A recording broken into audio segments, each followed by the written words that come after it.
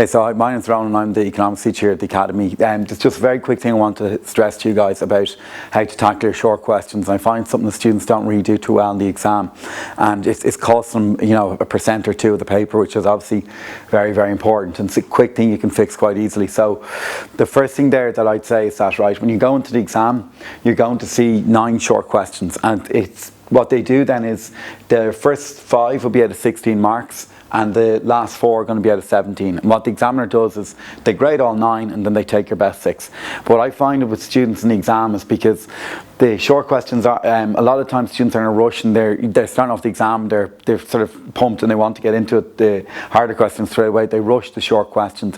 Make sure you don't do this, okay? The first thing to look out for is short questions is 100 marks. It's the biggest part of your paper, okay? The long questions are 75 marks each. The short questions is 25% of your paper. So again, you want to really be aiming for full marks in this part of the paper. The main thing again, they're going to take your best 6 answers, and you've got 30 minutes. Okay, so time management economics is very straightforward. You've got 2.5 hours to the paper, you've got 30 minutes for your short questions, and then each long question after that, you've got 30 minutes, and that's you done there in your time. So it's very straightforward. Half an hour for the short questions, 4 long questions, half an hour each for them, and that's your 2.5 hours done. But again, to go back on it, this is where students could rush. So you remember, you've 30 minutes to do it. Don't feel like you have to rush it. Don't try and get it done in 20 minutes or anything like that.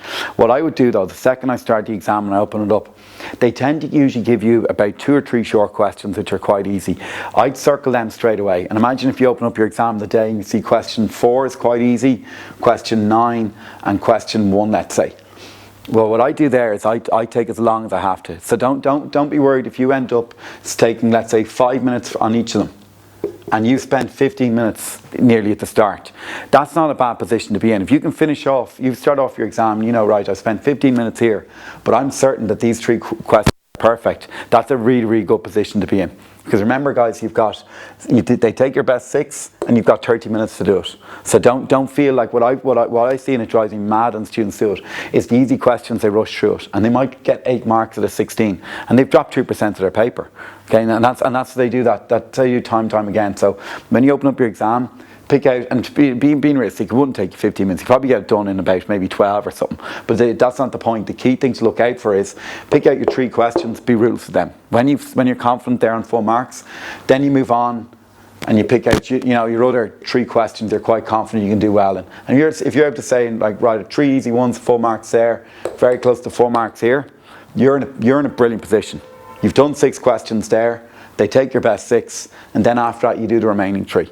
But that's just one little thing that I'd find straight away, is that rushing the easy questions, and if you get 12 out of 16 where you could have easily gotten 20 or 16 out of 16, you drop 4 marks, which is 1% of your paper. I see students doing that a couple of times, and they might do once or twice in each one, and then they've dropped 2% of their grade. Okay, so it's a small thing, but just get into that habit.